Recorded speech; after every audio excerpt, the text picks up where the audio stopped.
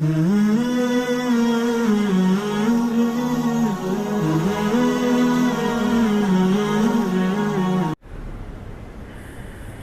یہ ہے کہ جب بھی کوئی کمٹمنٹ ہو نا کسی سے تو اس کا پورا پورا خیال کرنا چاہیے. نکاح نامہ نکال کے دیں ان کو اندر سے, نکاح نامہ, اور وہ آپ بیٹھ کے فل کریں. ہیلو, ان کو بلائیں ذرا. نکاح نامہ لے کے اس کو ابھی فل کر لیں آپ, ٹھیک ہے. میرے ساتھ مسئلہ یہ ہے کہ میں آج کل ٹائم بچانے کے چکر میں ہوں کہ کم وقت میں زیادہ سے زیادہ کام ہو. تو جب کوئی کمٹمنٹ ہوتی ہے لوگوں سے تو پوری بات سمجھتے نہیں ہیں. اس کا نقصان کیا ہوتا ہے کہ میرا بھی وقت ضائع اور سامنے والے کا بھی ضائع. ابھی بیچارے بہت اچھے لوگ ہیں, حیدرآباد سے آئے ہیں, نکاح پڑھانا ہے انہوں نے. تو میں نے ان سے کہا تھا کہ آپ 1 بجے یہاں پہنچ جائیں, پہنچنے کے بعد مجھے میسج کریں کہ ہم آ گئے ہیں. مقصد ان کی شکایت لگانا نہیں ہے, بہت اچھے لوگ ہیں. مقصد یہ کہ اصول اور ضابطہ سمجھانا مقصد ہے کہ ہر آدمی اصول ضابطے پہ چلے گا تو تکلیف بھی نہیں ہوگی اور کام بھی اچھے میں ہو جائے گا. میں نے ان سے کہا تھا کہ 1 بجے پہنچنے کے بعد مجھے میسج بھیجیں کہ ہم آ گئے ہیں, ٹھیک ہے نا. یہ نہیں کہا تھا کہ فون کریں, کیونکہ میں فون نہیں اٹھاتا اپنے مخصوص ٹائمنگ کے علاوہ. میسج آئے گا تو میں دیکھ لوں گا کہ بھائی یہ پہنچ گئے ہیں تو میں آ جاؤں گا. تو میں اپنے سارے کام کا چھوڑ کر 1 بجے گھر پہنچا ہوں آج کہ بھائی کسی کو ٹائم دیا ہوا ہے. اور یہ 1 بجے کا ٹائم اس لیے دیا کہ نکاح نامہ فل کرنے میں جو ٹائم خرچ ہوگا نا وہ اس دوران ہو جائے گا. صحیح ہے. نکاح پڑھانے میں تو 1 سیکنڈ بھی نہیں لگتا نا, اصل مسئلہ ہوتا ہے نکاح نامہ فل کرنا. تو یہ جو ٹائم ہے نا اس میں نکاح نامہ فل ہو جائے گا. نکاح پڑھانا ہے تو پھر ہم بیٹھے بیٹھے ہاں بھائی قبول ہے قبول ہے, یہ تو 2 منٹ کا کام ہے. خطبہ تو جو جمعے کا خطبہ ہے وہی گریوی میں نکاح کا بھی ہو جائے گا. کیا خیال؟ تو گریوی کے چکر میں تھے ہم, گریوی مارنے کے. اب اس میں کیا ہوا کہ یہ لوگ 1 بجے سے آ کے بیٹھے ہوئے ہیں, مجھے میسج ہی نہیں بھیجا. ادھر میں سارے کام کاج چھوڑ کے بیٹھا ہوا ہوں.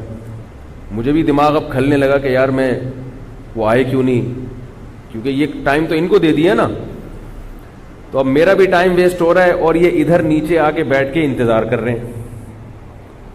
سمجھ رہے ہیں بات کو؟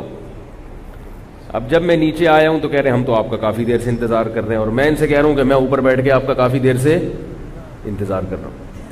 تو یہ ان کی بات نہیں ہے, یہ ایک اصول اور ضابطے کی بات ہے کہ ہم من حیث القوم بد نظمی کا شکار ہیں. من حیث القوم یعنی سبھی ہے, میں بھی ایسا ہی ہوں, اس میں سب ایسے ہیں. اس چیز کو درست کرنے کی ضرورت ہے.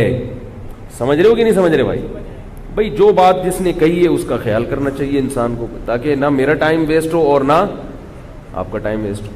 اب میں نے ان کے ذمہ لگایا ہے کہ اب یہ نکاح نامہ خود فل کریں گے, تاکہ ہم جو بیان کے دوران جو ہمارا ٹائم ہے نا وہ بیان میں ہی مصروف رہے, اور یہ نکاح نامہ خود بیٹھ کے فل کریں, تاکہ ہمارا جو ٹائم ادھر لگایا اب یہ وہ. سمجھ رہے ہو بات کو؟ یہ بھی بیان کا حصہ ہے, کوئی بیان سے اضافی بات نہیں ہے. ہمارے حضرت مفتی رشید احمد صاحب رحمہ اللہ تعالیٰ کے پاس ایک شخص پنجاب سے آیا, اتنا لمبا سفر کر کے حضرت کے پاس پہنچ گئے. اور کیوں آئے ہو؟ فرمایا میں تعویذ لینے آیا ہوں. تعویذ اگر کچھ شرائط ہیں اس کی ان کے ساتھ ہو تو جائز ہے اس کا استعمال.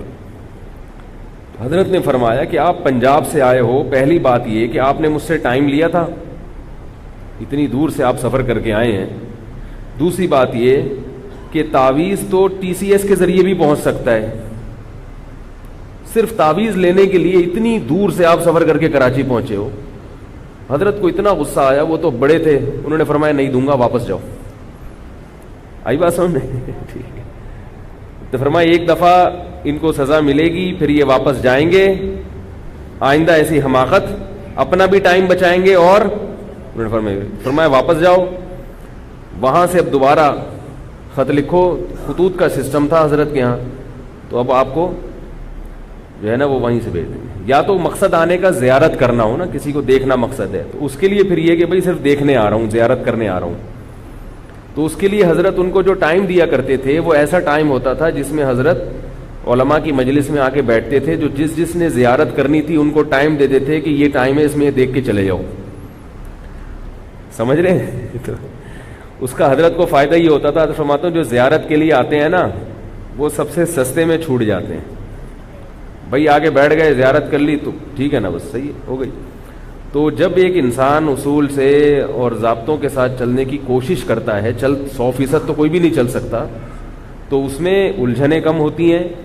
اسی وجہ سے میں نے دعوتوں میں جانا بالکل چھوڑ دیا ہے, قسم اٹھانا رہ گئی ہے بس, کیونکہ بہت دفعہ کا تجربہ ہے کہ جو ٹائم دیا جاتا ہے اس کی کبھی بھی پابندی نہیں ہوتی, ناممکن ہے. قسمیں اٹھوا لو قرآن پہ ہاتھ رکھ کے, بھائی 8:15 بجے کھانا شروع ہو جائے گا, لیکن وہ 8:15 کا مطلب کیا ہوتا ہے؟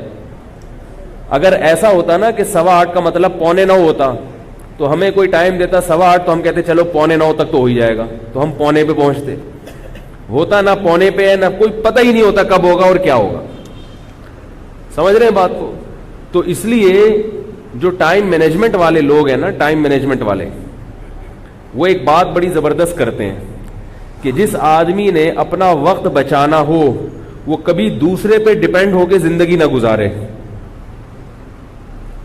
بہت مشکل ہے سمجھانا بات. یہ بیان شروع ہو گیا ہے, بیان جو ہے وہ شروع ہو گیا ہے. آپ سمجھا بیان شروع کریں گے, ہو گیا بیان. تو کبھی بھی دوسرے پر آپ کی ٹائمنگ کا جو ہے نا مدار نہیں ہونا چاہیے. مثال کے طور پر آپ نے کہیں پہنچنا ہے, ناشتہ کون بناتا ہے گھر میں؟ بول لو بھائی, بیگم. اب آپ نے کسی کو ٹائم دیا ہے صبح 8 بجے کا, بیگم نے اٹھ کے ناشتہ بنا کے آپ کو پیش کرنا ہے. اگر بیگم یہ چیزیں سمجھتی ہے تو ٹھیک ٹائم پہ آپ کے سامنے ناشتہ پیش کر دے گی. لیکن اگر اس سے سستی ہو گئی, وہ سوتی رہ گئی, یا اس کا موڈ نہیں تھا, یا دیر ہو گئی, تو آپ کبھی بھی وقت پر نہیں پہنچ سکتے. اس کا حل کیا ہے کہ آپ کو خود بھی ناشتہ بنانا آنا چاہیے. بھائی پہلے مجھے ایک بات بتاؤ, وقت کی حفاظت کرنا یہ ہماری مذہبی ذمہ داری ہے یا نہیں؟ آپ کہیں گے کیا فالتو باتیں لے کے بیٹھ گئے, اگر ٹائم پہ نہیں پہنچا تو کیا ہوا؟ آپ ذہن میں سوچ رہے ہوں گے بھائی اگر کسی کو 8 بجے کا ٹائم دیا اور نہیں پہنچے تو کیا ہو گیا, اس سے قیامت آ گئی, 10 بجے پہنچ جائیں گے. ہم بھی تو گھنٹوں گھنٹوں دوسروں کا انتظار کرتے ہیں, وہ اگر 2 گھنٹے ہمارے انتظار میں بیٹھ گیا تو کیا ہو گیا؟ تو بھائی یہ ایک سوچ ہی غلط ہے. یہ جو وعدہ ہے نا, وعدہ خلافی, جان بوجھ کر بغیر کسی عذر کے وعدہ خلافی کرنا یہ گناہ ہے.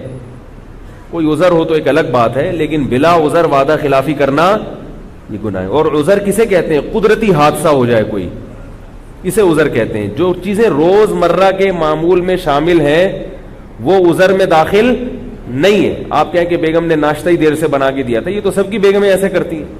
وہ کوئی آرمی میں تھوڑی ہے آپ کی بیگم کہ اس نے جو ہے نا وہ کورس تھوڑی کیے ہوئے ISSB کے کہ اس کو پورا ٹائم کا پابند بنایا گیا. وہ تو ظاہر ہے اس گھروں میں تو یہ چلتا ہے یہ سب کچھ. اب بعض لوگ بیگم پہ برس رہے ہیں, میرا 8 بجے کا ٹائم تھا اور ناشتہ مجھے 8:02 پہ مل رہا ہے, اس پہ غصے ہو رہے ہیں. تو اس سے تو گھر کا ماحول خراب ہوگا. ایسا سیدھا دنیا میں کوئی بھی نہیں, آپ نہیں کر سکتے کسی کو. اس کا طریقہ کیا ہے کہ آپ کو ناشتہ بنانا, بولو نا بھائی یار, آنا چاہیے. اور رات کو آپ نے کسی کو ٹائم دیا ہے کہ صبح 8 بجے میں پہنچوں گا, تو اس کا مطلب یہ ہے کہ ناشتے کی فکر آپ کو رات میں کرنی ہے کہ اگر بیگم نے ٹائم پہ نہیں دیا تو پھر میرے پاس اس کا آلٹرنیٹ, اس کا متبادل کیا ہے. تو یہ فکر کب سے کرنی ہے؟ پہلے سے. سمجھ رہے ہو کہ نہیں سمجھ رہے؟ دیکھو دنیا کی بعض قومیں ایسی ہیں, آج ہم ان کی بہت تعریفیں کرتے ہیں کہ یار اتنی شاندار قومیں, اتنی زبردست قومیں, ہم ان کی تعریفیں کرتے ہیں, یار ان میں بڑی خصوصیات ہیں. لیکن اگر وہی خصوصیات ہم میں سے کسی فرد میں ہو تو اس کی برائی کرنا شروع کر دیتے ہیں, یہ بندہ ہی ٹھیک نہیں ہے. جاپانی جو ہیں, جیپنیز, ان کی بہت بڑی خصوصیت کیا ہے؟ وقت کی پابندی ہے کہ نہیں ہے؟ ہمارے ایک رشتہ دار جاپان میں, کمپنی نے ان کو یہ بتایا کہ آپ نے اس شہر سے اس شہر سفر کر کے جانا ہے. کمپنی نے بھیجا کسی کام سے. دونوں شہروں میں فاصلہ ایسے تھا جیسے کراچی اور سکھر, اچھا خاصا فاصلہ ہے. کراچی سے سکھر پہنچنے میں 8-9 گھنٹے لگتے ہیں, اچھا خاصا فاصلہ ہے, بلکہ شاید زیادہ ہی لگ جاتے ہوں. اتنا لمبا فاصلہ جاپان کے 2 شہروں میں. تو ایک کنارے سے بٹھایا ہے, دوسرے کنارے پہ پہنچانا ہے. کہتے ہیں کہ میں جب ٹرین میں بیٹھا ہوں تو جو ایگزیکٹ ٹائم تھا ٹرین کے چلنے کا, اتفاق سے ٹرین اسی وقت چل پڑی. ان کو بڑی حیرانگی ہو رہی تھی کہ ٹرین میں جو ٹائم لکھا ہوا تھا نا 8:03 تو چلی کتنے بجے؟ پاکستانی تو بے ہوش نہیں ہو جائے گا. بولو بھائی, پاکستانی یہ منظر دیکھ کے سمجھے گا میں چاند پہ ہوں یا میں مریخ پہ بیٹھا ہوں. یہ زمین کی باتیں نہیں. کہہ رہے اس سے زیادہ عجیب بات یہ تھی کہ لکھا ہوا تھا کہ, مثال دے رہا ہوں میں, کہ ٹرین 8 یعنی کوئی بھی ٹائم تھا جو مجھے ابھی یاد نہیں ہے, مثلا 4:11 پہ پہنچے گی. 9 منٹ نہیں, 10 منٹ نہیں, کتنے؟ 11 منٹ پہ فلاں اسٹیشن پہ ہوگی. یعنی سکھر جیسے آپ فرض کر لیں, اتنا فاصلہ تھا. کہہ رہے 11 منٹ پہ, 4:11 پہ آپ کی ونڈو کے سامنے ایک بندہ آپ کے نام کی سلپ لے کے, آپ کے نام کی جو وہ تختی لے کے کھڑا ہوا ہوگا آپ کی اس ونڈو کے ساتھ. یعنی ٹرین کا ڈبہ بھی متعین تھا کہ 4:11 پہ یہ ڈبہ پلیٹ فارم کے اس مقام پہ ہوگا. تو وہ بندہ پہلے سے کھڑا ہوا ہے کہ 4:11 پہ اس نام کا آدمی ونڈو میں بالکل میرے سامنے ہوگا. آپ سمجھ رہے ہیں کہ شاید میں غلط قسم کی باتیں کر رہا ہوں آپ کے سامنے. بھائی ہم نے تو جو سنا آپ کو بتا دیا. اب وہ چھوڑوں ہو تو ایک الگ بات ہے, اگلا ہی چھوڑ رہا ہو پھر تو ہماری ذمہ داری نہیں ہے. لیکن ایک آدمی چھوڑتا ہے, 2 چھوڑتے ہیں, ساری قوم تو چھوڑو نہیں ہو سکتی نا. بہت لوگوں سے اس قسم کی خبریں سنی. ٹھیک 4:11 پہ گاڑی وہاں رک چکی تھی اور میرے نام کی تختی لے کے بندہ سامنے کھڑا ہوا. اب ہم کہتے ہیں واہ کیا سبحان اللہ, کتنی اچھی قوم. کہتے ہیں نا, تعریفیں کرتے ہیں, ماشاء اللہ سبحان اللہ, بھائی بڑا زبردست, بھائی واہ واہ واہ, بھائی واہ.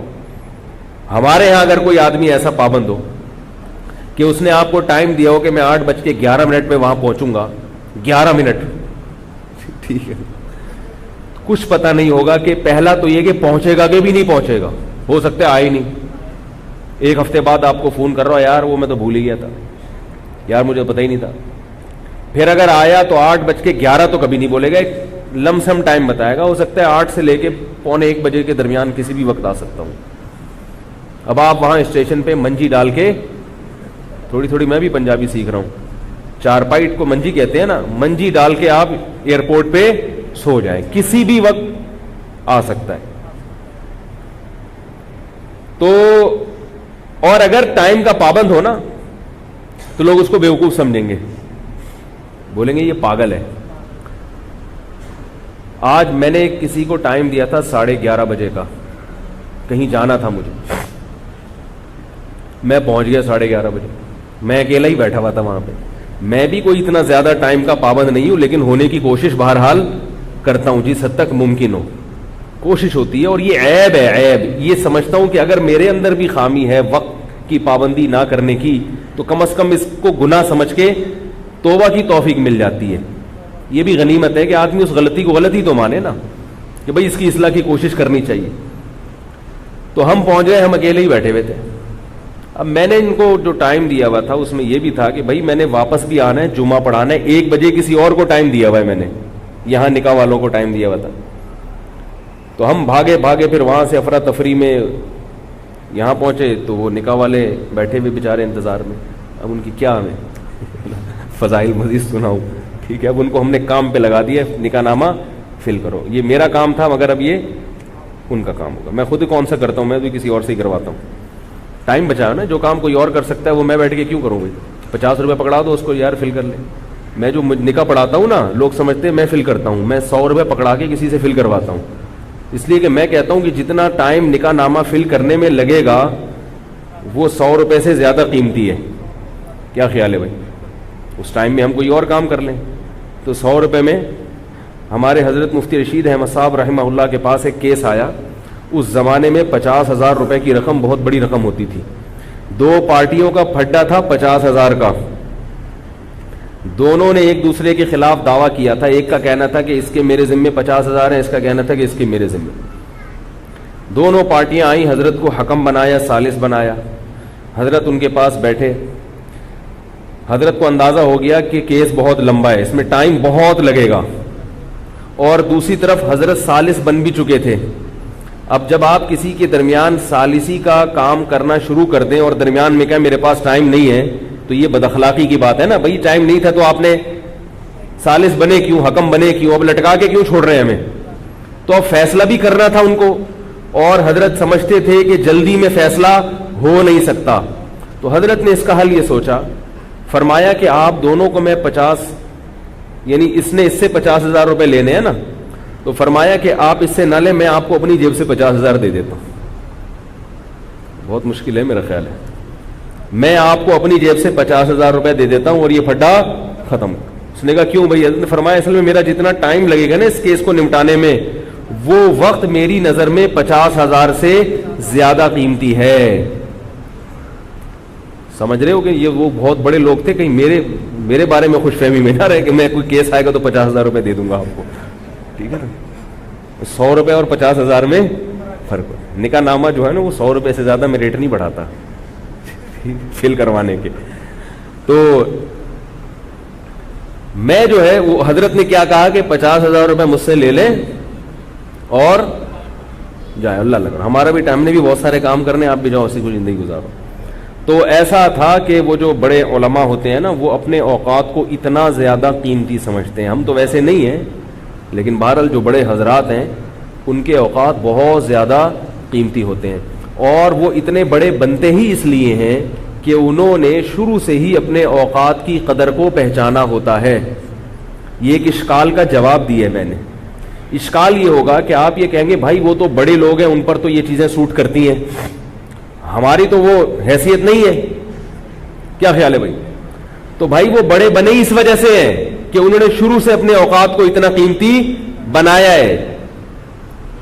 ہمارے حضرت وقت کی حفاظت کی ایک مثال دیا کرتے تھے, بڑی زبردست. وہ مثال آپ لوگ بھی نوٹ کر لیں. فرماتے تھے کہ وقت آپ کے پاس ایسا ہونا چاہیے, اس کی مثال ایسے ہے جیسے ایک بوتل پانی سے بھری ہوئی ہو. ایک بوتل پانی سے بھری ہوئی, اتنی بھری ہوئی ہے کہ اس میں ایک بلبلہ بھی نہیں آ سکتا ہوا کا. تھوڑی سی بوتل خالی ہوتی ہے تو ببل آتے ہیں نا اس کے اندر.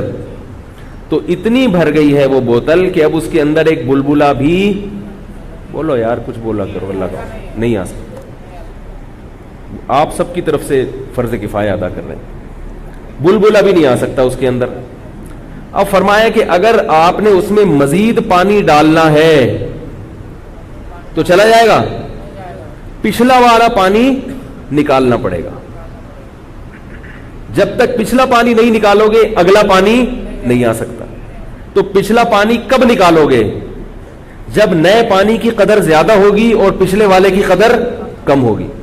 تو کہتے تھے کہ ہماری زندگی ایسے ہونی چاہیے کہ ہماری جو بوتل ہے نا 24 گھنٹے کا یہ ٹائم, یہ بوتل ہے, اور اس میں ہم نے جو کام کرنے ہیں وہ پانی کی مثال ہے, اور یہ بوتل ہماری 24 گھنٹے کی بھری ہوئی ہے.